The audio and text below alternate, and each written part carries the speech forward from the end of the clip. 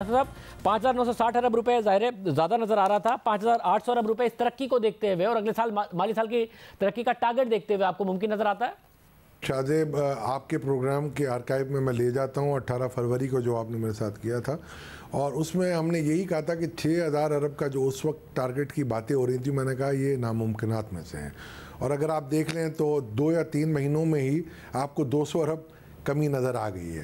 यानी इसका मतलब ये हुआ कि अगर इस साल हम 4700 अरब का टारगेट अगर हम बमुश्किल अचीव कर पाए, और अगर उसको अगले सालों में मैं 5800 अरब जैसे गवर्नमेंट कह रही है वैसे मैं लेके जाऊं, तो मैं 1100 अरब यानी 2.3% GDP का आप कह रहे हैं कि मैं इंक्रीमेंटल टारगेट रख रहा हूं, जिसमें से अगर आप देखेंगे तो आपकी शरह नमू 5.2% और अफरात दर 8% होगा।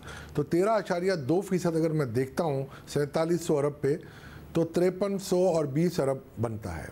और अगर 350 अरब में और इसमें जमा कर दूं तो भी मुझे 130 अरब रुपए का घाटा पड़ रहा है, जो मैं एडमिनिस्ट्रेटिव मेजर से लूँगा।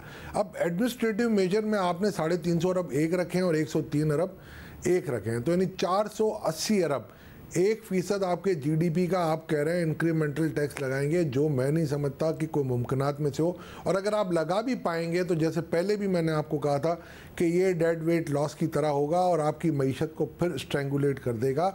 मैं नहीं समझता कि ये कोई दानिशमंदाना फैसला होगा, क्योंकि आप जब कह रहे हैं कि जी IMF से जो आपका मुआहदा हुआ है, आपने ये कहा है कि 326 अरब के हम सेल्स टैक्स के कंसेशंस को विड्रॉ करेंगे। आप अगर देखेंगे IMF के साथ जो IMF की रिपोर्ट आई है, तो 326 अरब ये इन्फ्लेशन में आप ऐड करना चाह रहे हैं।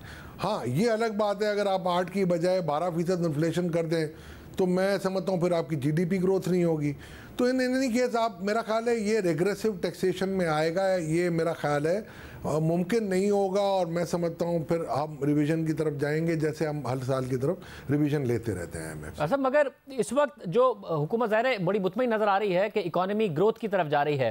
टैक्स रिफॉर्म्स भी किए हैं, क्योंकि शौकत तरीन साहब नहीं चाहते कि कोई नए टैक्स लगाएं और इजाफी बोझ आए। तो कोई ऐसे टैक्स रिफॉर्म्स किए हैं हुकूमत ने कि वहाँ से गुंजाइश निकाल के हम टारगेट के करीब पहुँच जाएँ?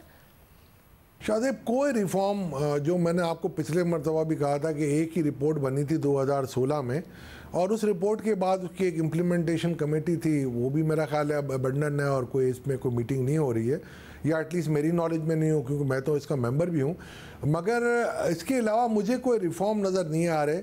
हाँ, ये अलग बात है जो गवर्नमेंट ने पिछले बजट में कुछ लिए थे मेजर्स, लाइक आपके जो रिटेलर्स के ऊपर Tier 1 के ऊपर, वो मेरा ख्याल है कुछ हो रहा है। और ट्रेस एंड ट्रैकिंग वगैरह अगर आप देखेंगे तो उसमें कोई खातिर ख्वाह आपने कोई कदम नहीं उठाए कि कोई ऐसी चीज़ आपको सामने नज़र आए कि रिफॉर्म्स नज़र आ रहे हों।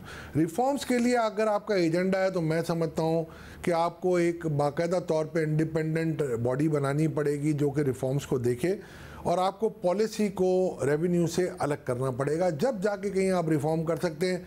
वरना टारगेट अचीव करते करते मेरा ख्याल है पॉलिसी कोई और दे और टारगेट कोई और अचीव करे, मैं नहीं समझता इस हालत में कोई रिफॉर्म आपकी हो सकेगी।